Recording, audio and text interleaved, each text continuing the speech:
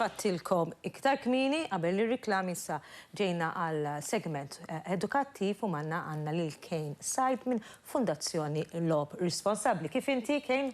U grazzi tal-li ġejt tedukana u ovvjament tatina aktar għarfien. Illum ħanifukaw aktar forsi fuq l-anzjani. Għax għal min ma jafx anka l-anzjani jista' jkollhom ukoll din il-problema, din l-isfida.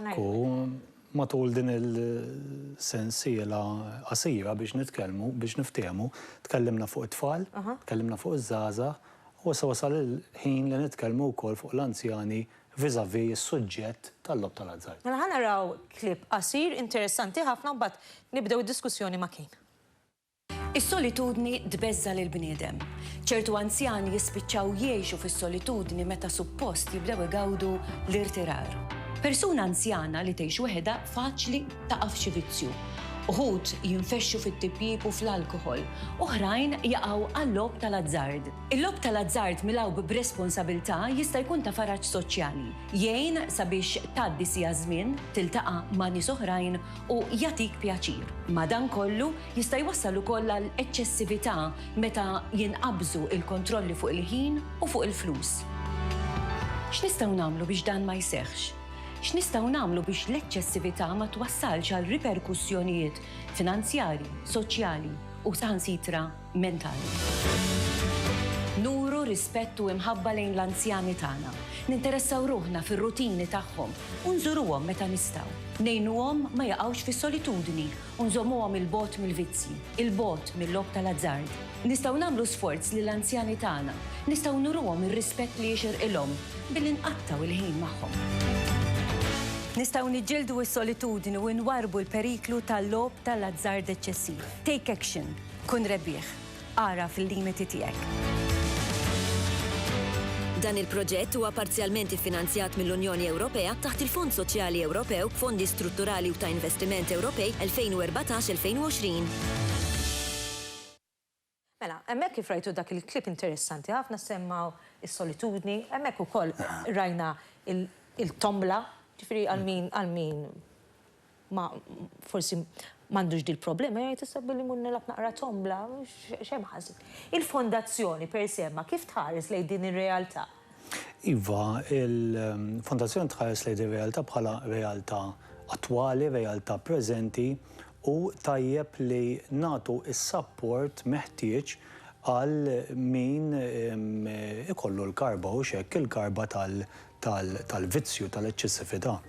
Kifet aktar kmieni, kif bdejna l-intervista, tkellimt matul din is-serja qasira rigward it-tfal tagħna u l-bżonn li nikkontrollaw l-eċċessività fil-lob, fil-gaming.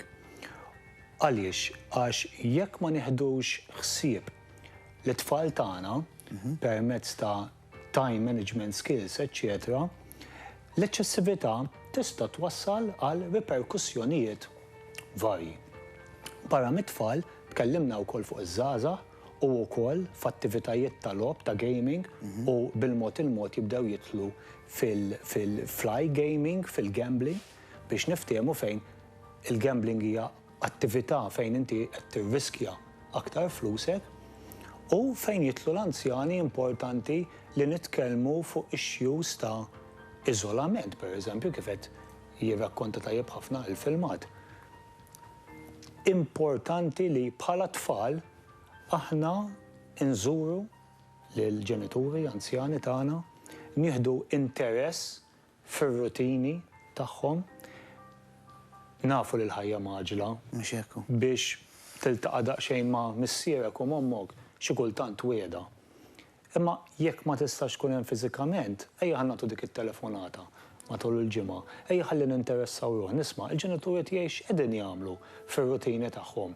Għaliex jekk ikun hemm riperkussjonijiet, jekk ikun hemm lok għal ċertu eċċessività, ċertu abbuż, tajjeb li nilqgħu mill-bidu nagħtu l-pariri sirja lill-ġenituri tagħna. Rridu noqogħdu daqsxejn attenti, ikun hemm bilanċ, jiena samt l-age brackets fit-tlieta. Nemmen, fondazzjoni temmen li jrid ikun hemm bilanċ kemm fil-lob ta' tfal tagħna, fiż-żgħażagħ tagħna u anke fl-anzjani tagħna.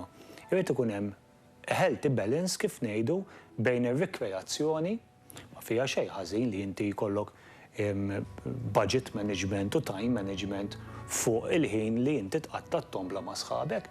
Ma fiha xejn ħażin, fiha l-pożittiv tissoċjalizza, tinsa daqsxejn mill-problemi li jkollok fil-ħajja tiegħek. Ma taħseb kien meta ir-rekreatività mal-anzjani dejjem jista' toħroġ it-tombla m'hawnx affarijiet oħra li anke b'mod intelligenti u anke jsommhom attivi bħala anzjanità attiva nistgħu wkoll l-anzjani tagħna neħduhom għaliha? Iva, l-attivitajiet huma varji, ma nistgħux insemmu attivitajiet fiżiċi u sportivi għall-anzjani tagħna, imma hemm attivitajiet oħrajn li jagħtu dak il-sens ta' wens, is-sens ta' soddisfazzjoni, kultura, edukazzjoni, delizzi oħrajn bħal xogħol tal-idejn, eċċetera.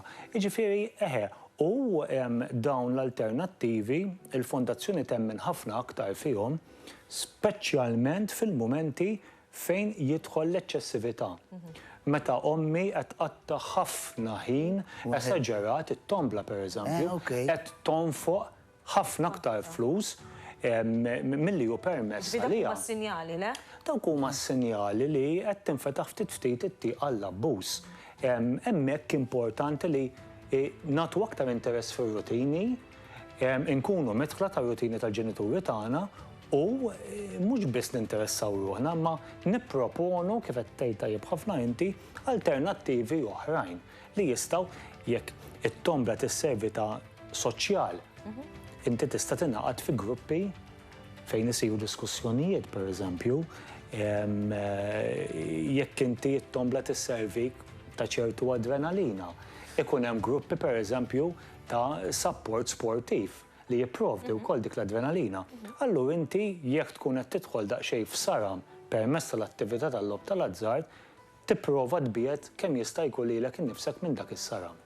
Mill-bqija, jekk ikun hemm nerġa' ngħid kontroll fuq il-flus u fuq il-ħin, l-attività tat-tombla tal-lob tal-azzard, eċċetera, ma fiha xejn ħażin. L-importanti li jkun hemm bilanċ. U dik nimmaġina jkun hemm xi sintomi meta.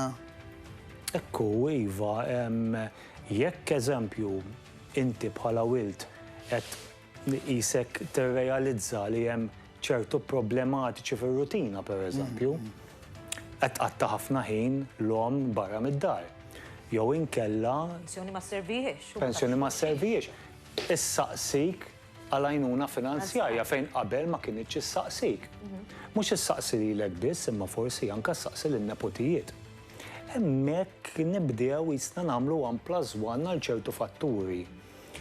Il-pariri nagħtuhom idealment li npoġġu madwar mejda u nitkellmu normalment ikun hemm dik il-ċaħda li le mhux vera jew inkella inti qed tikdeb ikun hemm dik iċ-ċertu reżistenza. Ikun hemm ishom skużi u kollox, dak fuq il-vizzju fil-verità. Ekku.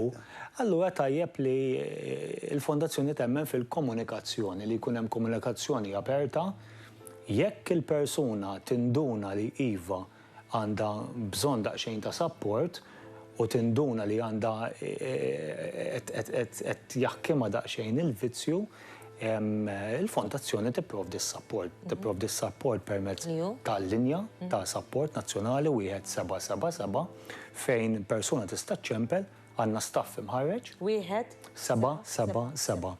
Staff imħarreġ, free phone, il-konfidenzjalità hija assoluta, tinstema' il-karba u aħna nagħtu s-support tagħna naħdmu flimkien ma' entitajiet oħrajn fosthom setqa' Caritas eċċetera fejn inkunu nistgħu nipprovdu dak is-support li huwa DNU għall-persuna. Barra mill-linja ta' għajnuna nazzjonali ta' support nazzjonali, il-Fondazzjoni tipprovdi wkoll is-servizz ta' esklużjoni ġifieri. Self-exclusion forms. Persuna tista' teskludi lilha nnifisha għal perjodu ta' 6 xhur sena jew perjodu indefinit minn swali tat-tombla, kazinos, kwinet tal-lob li huma liċenzjati mal-Awtorità Maltija għal-lob. Kif tkun sa tidħol u għandha l-vizzju, tipprovdi l-ID card, tixel il-bozza l-ħamme u ma tkunx tista' tidħol. U n-numru 177. 1777. 3-7. Grazzi ħafna tal-informazzjoni u tal-lajnuna li jettatu kol l-poplu barra. Grazzi li l-kom aħna nkunu ma'kom għada fl-istessin. Selmilkom.